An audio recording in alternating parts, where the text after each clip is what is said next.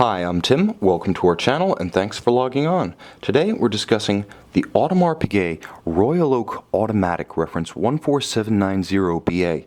You can see and you can purchase this exquisite lacquer-dialed yellow gold automatic Audemars Piguet on our website. Subscribe to our YouTube channel if you enjoy these videos, and please click on the card in the upper right hand corner of the screen at any time during this video to see our full sales listing for this watch with accessories included in the sale, high resolution images for your desktop, and naturally complete pricing details for this Audemars Piguet. Now on my wrist, 6 1/3 inches, 16 centimeters in circumference, you can see even when I zoom out a little bit, the proportion is perfect. Now the case is nominally 36 millimeters across. It wears larger, it actually wears closer to 40, which makes it a perfect match for wrists down to, in my estimation, 14 centimeters in circumference. If, for whatever reason, the 39 millimeter and 41 millimeter conventional Royal Oaks don't fit your wrist, or you just want something more discreet, this is a perfect option. Not only is it compact from top to bottom, standing only 8 millimeters above the wrist and with a generously sloped bezel, easily sliding underneath any dress cuff, but it has perhaps the most potent combination of colors I've ever seen on a conventional non-offshore Royal Oak. Now the watch is reasonably broad lug to lug. It actually makes up a lot of lost ground for those of you who prefer big watches. 36 may leave you questioning, but from lug to lug the watch is actually a robust 46.5 millimeters when you include the outermost rigid outcropping, these little plots that link the case to the bracelet. Those plots are the little two intermediate links. It's actually 50 millimeters across the wrist, and with a completely integrated bracelet and case, again, I can't overemphasize, this is a little giant. It looks big on the wrist, it plays larger than it is, and it wears with total satisfaction. And a big reason for that is a superb bracelet, very solid.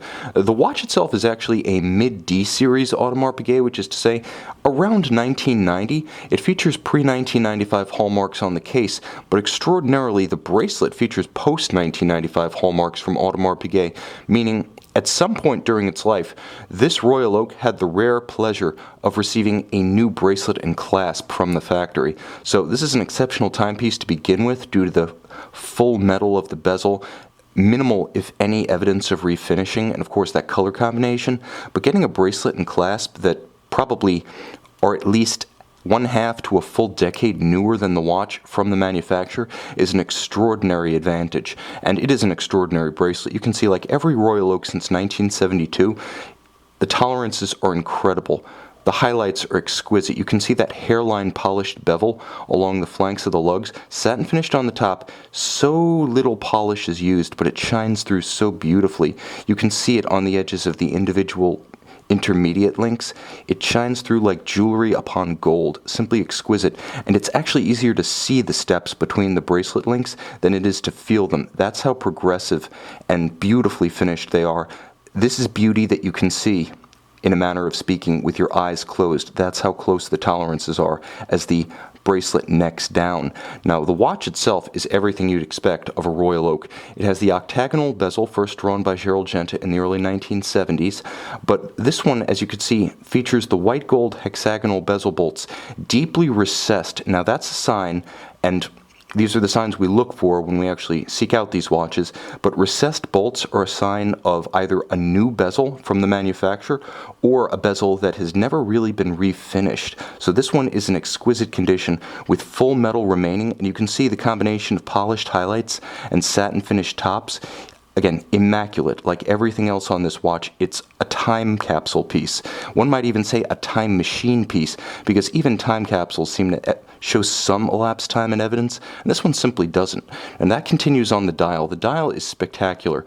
Those of you who are familiar with the modern blue Audemars Piguet dials are in for a treat here, because whereas the newer dials are galvanized, which is to say they're turned on a pantograph to create the pattern, and then they're chemically altered to create the blue, this watch is actually turned on a pantograph and then lacquered, so it has an incredible gloss effect, and you can see that to good advantage from this angle. The individual hobnail portions of the tapisserie, and the tapisserie rewards viewing under a loupe because there are actually intermediate textures even between those hobnails, but what you can see is the gloss effect that you get on no modern conventional Royal Oak with a blue dial. You can also see how handsomely the gilt style print and the applied yellow gold indices, hands, and metallic date disc match that blue. It's really a treat, it's rare, and this is one of the few examples of this particular watch we've ever seen. And that's just the reference, never mind the dial. Now inside, Audemars Piguet uses its reference 2225 bidirectional automatic winding 36 joule 40-hour power reserve hacking and quickset date caliber. It's based on a Jaeger-LeCoultre 889, and it's important to note back in approximately 1990 when this watch was made, Jaeger-LeCoultre was owned in part by Audemars Piguet, so in a real sense that was a in-house movement. Moreover, you'll note that the case of the watch, and it's easiest to see when I pull out the crown, the case of the watch features a step just above the stem tube because that's actually how you lift out the movement and the dial. This is the original Gerald Genta monoblock case. So what you're looking at here is actually a set of counter-threaded bolts that join to the bezel. It's not actually a set of bolts holding the case back on because there is no case back. You see the form, but it's one and the same piece of metal as the case itself. Those screws are used for removing the bezel, not the case back. Again, closer to the original Genius's design and water resistance scheme. The way this watch is assembled is very traditional. Quite frankly, neither Patek Philippe nor Audemars Piguet today continue to use the monoblock architecture. This watch is a true throwback in the best possible way.